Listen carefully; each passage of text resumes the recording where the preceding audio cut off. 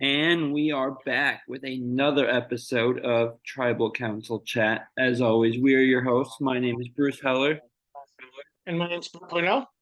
and let's dip our torches in the fire and get started.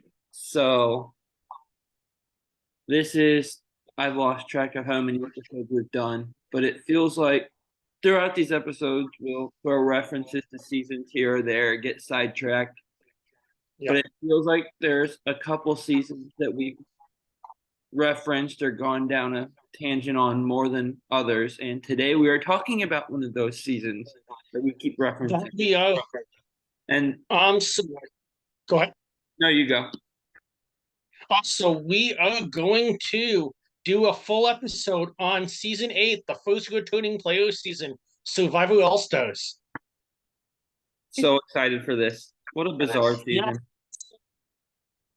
I got the DVD set for this season at Christmas one year back just after it aired. So this is the season I've probably rewatched the most as opposed to any other season in the history of the franchise. So Nice. it's definitely an episode I've been waiting for. Oh, I bet. Yeah. And like I said, just a season we've thrown references to here and there a lot. So it'll be fun to actually get to talk about it instead of just getting distracted by it. Great idea. So let's jump in. So Bruce, starting off when I remember when the whole concept was kind of floated, and at first it was like, oh wait, people can come back and play this show more than once. How is that possible? So I guess my first question for you is, what's your thoughts on the overall cast and the tribe breakdown? Any It's names that when you first watched the season you were really looking forward to seeing again? So I actually I binged through most of Survivor in 2020 into 21 during COVID and after Winners at War. So well, during and after Winners at War. But so I kind of knew a lot of these people before then. And so, I already had favorites, but obviously Rob is a legend of the show. Him and Amber's romance is one of the great stories of show history. Him, And that's really interesting that you say that, because I guess from your perspective, watching a lot of these seasons back to back to back, it was like the name Rob would stick out to you. Whereas I remember at the time it was kind of like, oh wait, who is he again?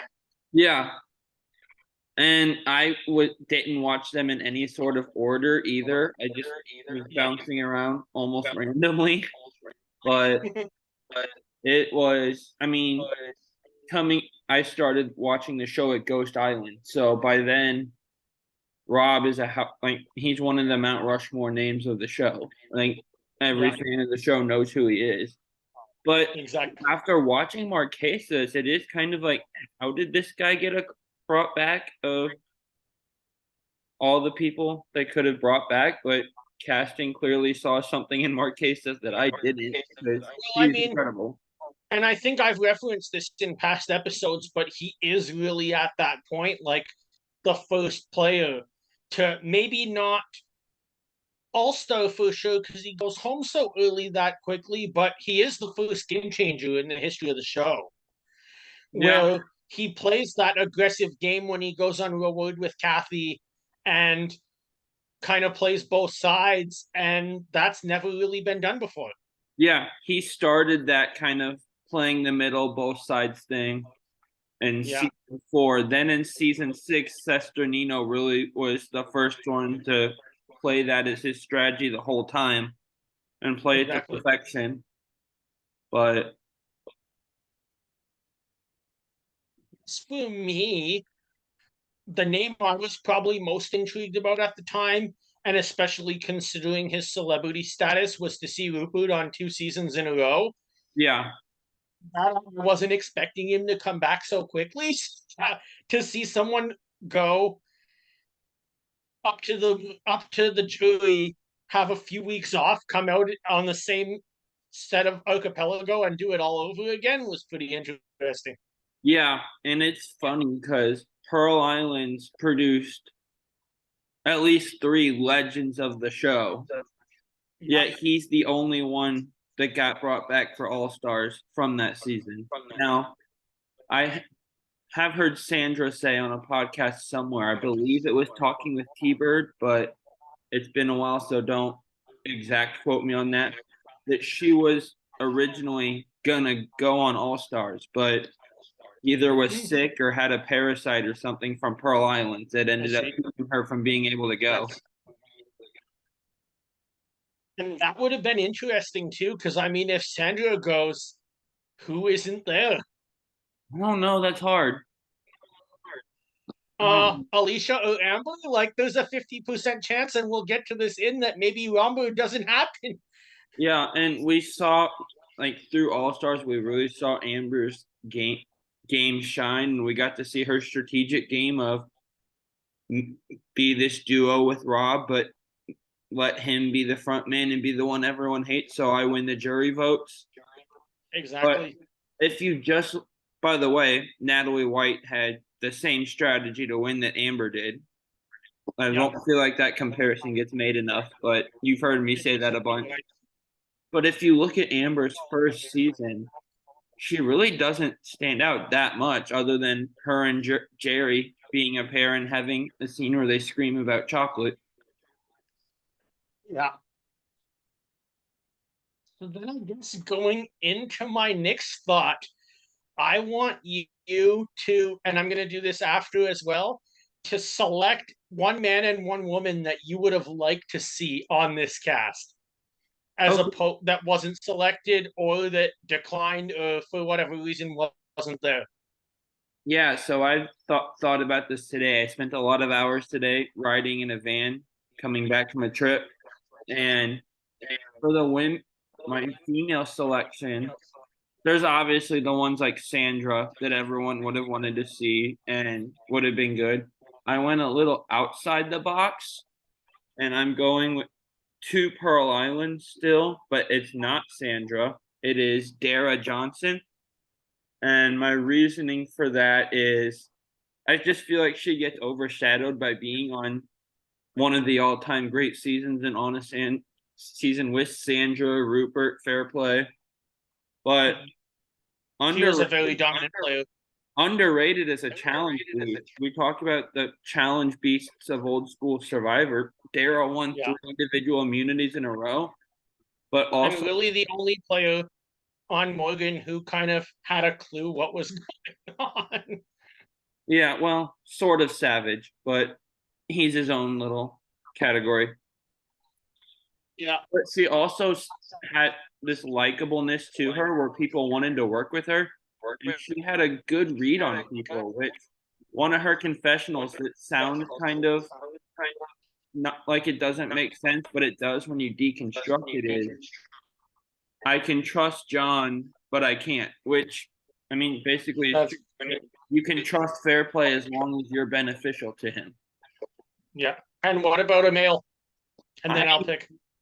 This one didn't come to me as quickly as Dara did, but because a lot of the males from early Survivor are the good ones are on All Stars. So I'm Yeah. trying to think.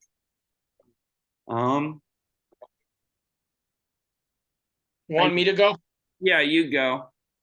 Sounds good. So for me, for a male, I'm going to Marquesas and I'm picking Sean Rector. Oh, that's a good one. That's I the think one. one of the all-time great characters, especially in old school Survivor, that would have been really been both entertaining, but also really was a good player back in that season. I know Fair Play is probably the easier one to go with, but I think Sean being there would have given the whole cast a new dynamic. And Yeah. for a female, I am going one season earlier to Africa, and I think this would have been a perfect opportunity to see Lex be on one beach and Kelly Goldsmith be on another. Oh gosh, that After would have been she funny.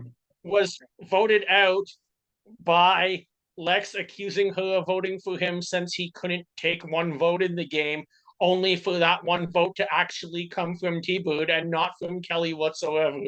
Yeah, it's crazy. So for my male, it's again, fair play would be the easy answer here just for entertainment value, and because Pearl Islands didn't have any representation except for one person.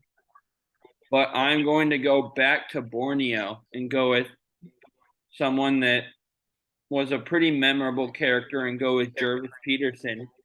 Just Very, very good pick. just because, he was kind of a character on Borneo, big personality. To see how that would have mixed with any of the tribes on All Stars would have been funny. It would have been. Especially Seeing him come back to like 26 seasons later for Blood versus Water and still go all the way to the end. and do better.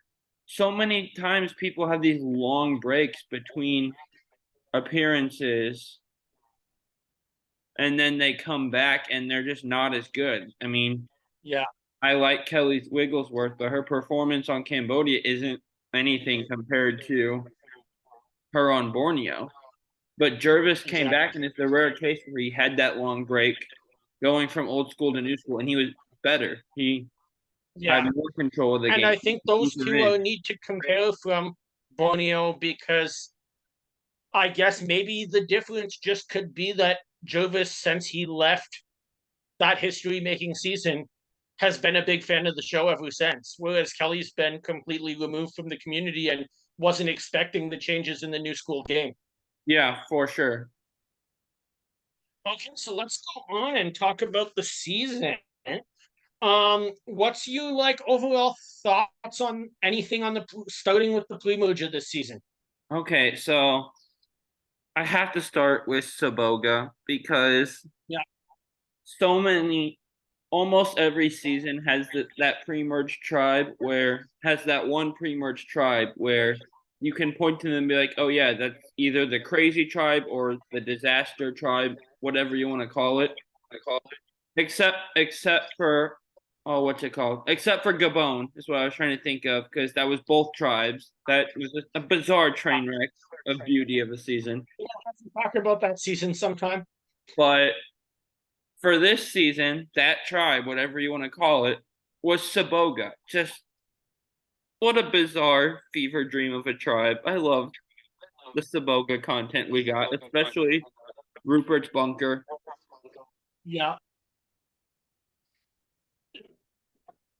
And the shelter building challenge was so cool. I wish they would have done that again. But the that would be bunker great. was just so terrible. Especially on some of these 3-tribe seasons in the new era. Yeah.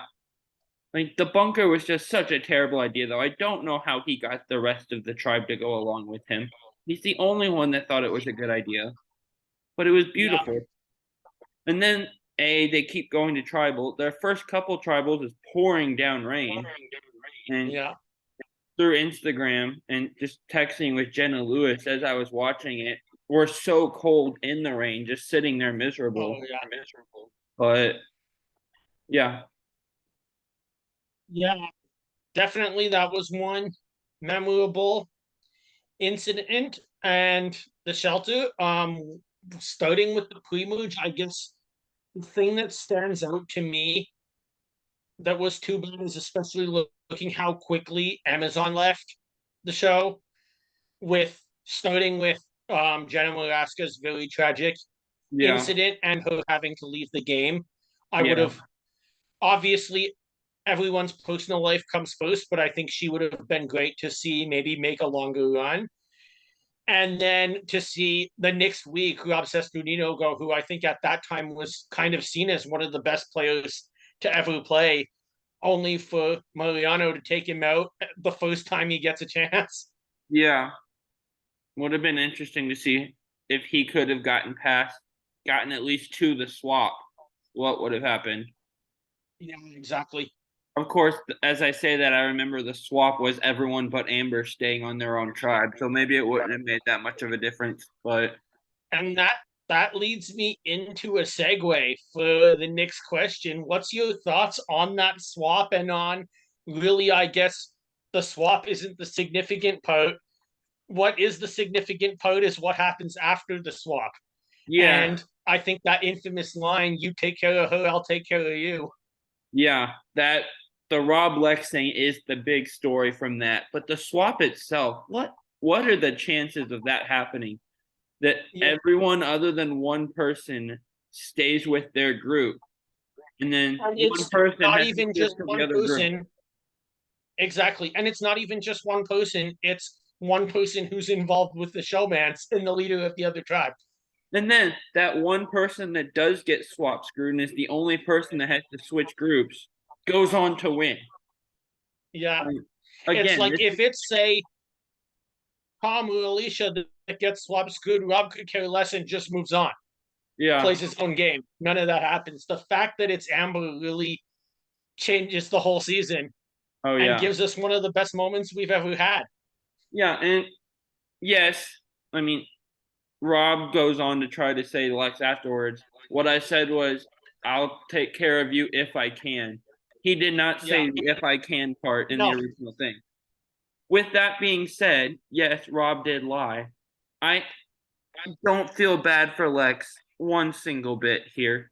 We just saw at Mogo Mogo Lex say to Ethan, who he spent, like, yes, Rob and Lex had a relationship outside of the game, but Yeah. Lex and Ethan had gone through Survivor Africa all the way to the end, through all Yeah. that hardships. 37 days in the hardest season that's ever been done. Yeah. And then he has no problem saying to Ethan, it's just business. This isn't personal. But when Yeah. it gets done to him and gets said it's just business, throws a fit about it, and it's one of the most bitter jury speeches I've seen, other than Sue Hawk. But Yeah. yes, he got lied to. No, I don't feel bad for Lex one bit. Yeah, I agree with you there. Going back to the maybe not the swap, but like the disillusion draft, that sort of thing. Um, this is where we really see the emergence of our power four and where Rob and Amber link up with Jenna Lewis and with Rupert. Oh yeah. And at that point, it's like Amber has a confessional where she says, just after the merge, where she says, we have an alliance with Lex and Kathy. We have an alliance with Rupert and Jenna. We have an alliance with Big Tom. Who knows what's going on with Alicia and Sheehan? And when you get that, I think I was wondering, like, what's your thoughts? Are do you think it was a good move to keep your alliance with Rupert and Jenna, or would there be anyone else you think maybe would have been better for them to go with? I mean, I think the two they went with was clearly a good decision. The four of them Yeah, were the good. final four. Given the way Rob was just running the season, running circles around everyone, I feel like any pair that they could have paired with to make a group of four would have been the final four. Yeah, But you're right. that So leads now, me to a thought in my head real quick because you mentioned sure. Sheehan. And I've seen a lot of people say this, and I agree that like the casting for All Stars would have been fun if there had been more equal Yeah, like representation across the seasons. I am 100% okay with Sheehan being the only representative from Thailand. yeah, You made me think of that. I just had to get that out real quick. yeah. I would strongly agree with you there. So then I guess after we see Lex go essentially Kathy to an extent, it's kind of straightforward because Alicia goes first when Sheehan has immunity. Sheehan goes right after that. I want to go up to the final five just before we get into the finale and think like, because I watched this thinking of what we saw one season before when Burton and Fairplay go on reward and we see the three girls blindside Burton at five. Yeah. I guess my thought when I see this is what was with Rupert and Tom that they couldn't just blindside Amber? I don't know. And I was hoping we would reach this point because Rupert and Tom being just together on a tribe is so much big personality Yeah. and just funniness together. Them turning against each other was really weird. I don't know Yeah. how that. I mean, I have a guess that Rob said or did something to drive a wedge between them, but like Rupert and Tom were a funny pair to watch, personality wise. So seeing them turn I mean, against all each you would have other. needed was those 3 votes to vote for whoever doesn't have immunity, and they can smash the power couple apart and go to the end. Yeah. And the very next round, too. Why Jenna Lewis voted with Rob and Amber instead of at least trying to force a tie, I don't know. Yeah. And like, I, I feel like I she'd be guess fun my to have only on. thought is, as we lead into the finale, I can kind of see why, because if Jenna wins, as you know, you've spoke to Jenna on this before, but like if Jenna wins that immunity, she's gonna win the whole game. See, that wasn't. Hmm. I think what she said to me was, if it was a final three, she would have won.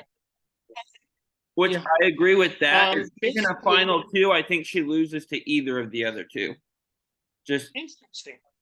because the two of them were running the game together. Yeah. So Basically, my thought is that and I guess we're in a difference of opinion here. I kind of agree with her decision to go with Robin Amber at that point, yeah, is because, and I think maybe if we go back, this could have been like we were talking about earlier, watching it live versus watching it years later. Rupert was at that time the face of Survivor.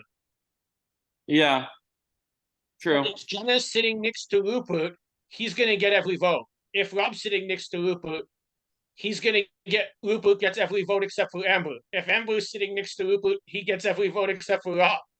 Yeah, I guess just where I come from, this is you've seen these two be a couple and be this dominant duo running the game the whole time. You go to Yeah. three with them, there's no way either one of them takes you to the end. No, you're right.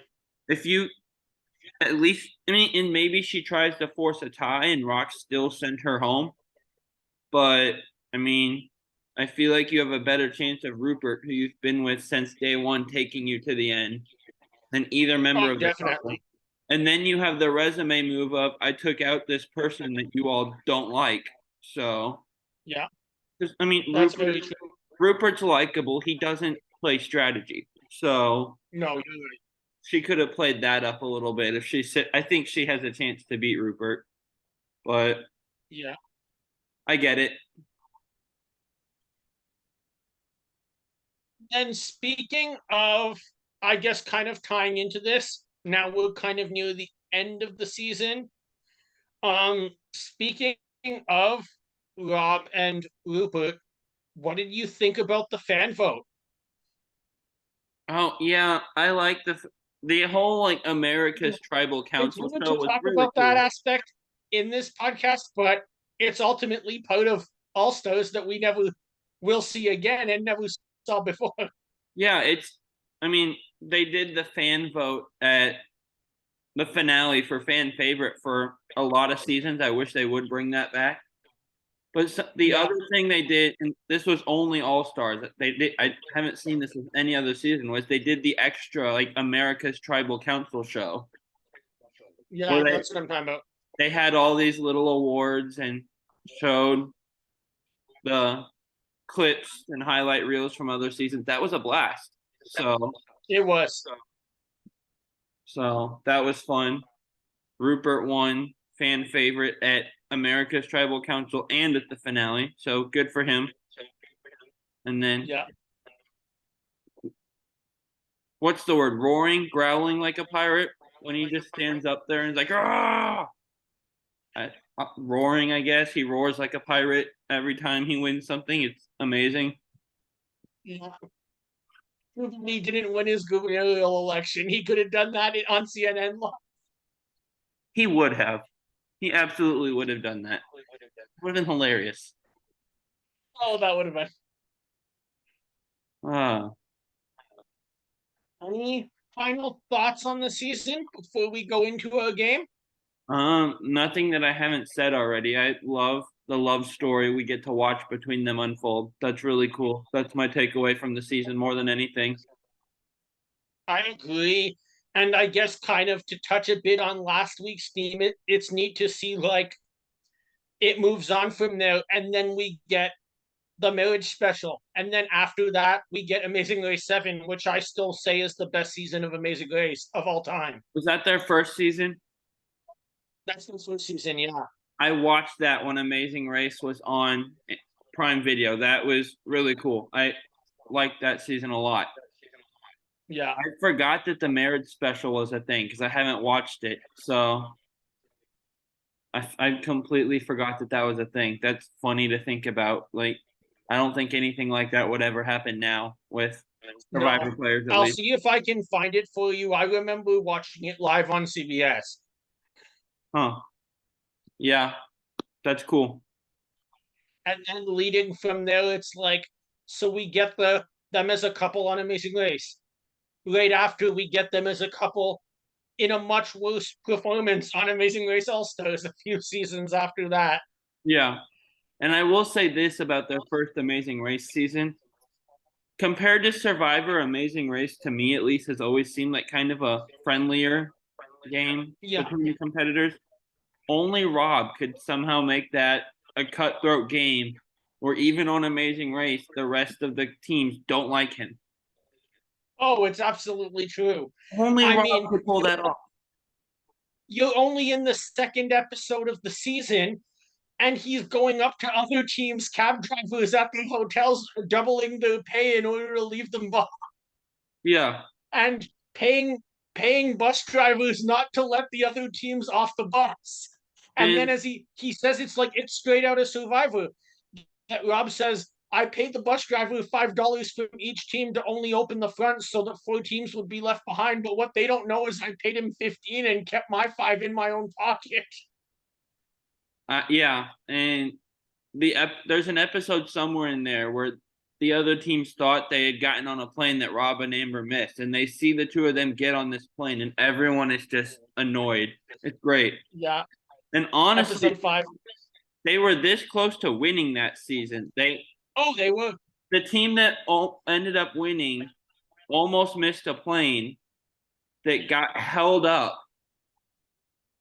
And if that plane leaves at the correct time, I feel like Rob and Amber. I don't know. They really struggled at the next. 100%. They would have really struggled at that cigar challenge though. So they would have won it by hours. I think so too. But they struggled mightily at that last challenge. So who knows? Yeah, they did. Um, and then I guess last thing I want to touch on that before we play a game is going back to Survivor. Really, Ramba on The Amazing Race shows you how global of a community we have as a Survivor community. Oh And yeah, as now you and I podcasting and being active in Survivor Fanjoy, because if you look at what was able to be done, remember like Amber in Soweto Market in Johannesburg, South Africa has the locals. It's Amber. And then she moves on. Oh my God, it's Rob. And they're having help from locals in India, in London, England, all people who recognize them from the greatest reality show of all time. yeah. It's such a fun community to be a part of. Such a large community, and Yeah. very passionate community too. If someone gets on their Oh, bad yeah, side. Okay, so finally, let's go into Ally Blindside First Boot, as we always do to end off our program. Do you have 3 names for me? I do, but I usually go first. So, and there's, do you want to go first this time? Sure. I will. So we are talking All Stars. One of my favorite players on All Stars, who I've actually had the pleasure to meet in real life, was Ethan Zahn, that I met in New York City for the 41 premiere. Oh, cool. He's my mom's favorite player ever. So shout out to her. Oh, nice. Yeah, shout out to yeah, he came to Bryson Wen Presents at for 41 right after it was the first episode back from COVID that I went to watch down there. Amazing experience meeting with Ethan, Wendell, Michelle, Tommy, so many other players who are from across all areas of the game. Yeah. So with that and with All Stars, I am going to throw a theme out to you. I'm sure you'll be able to figure out what it is. But your three players this week are Amber Burkich, Jenna Muraska, and Corinne Kaplan.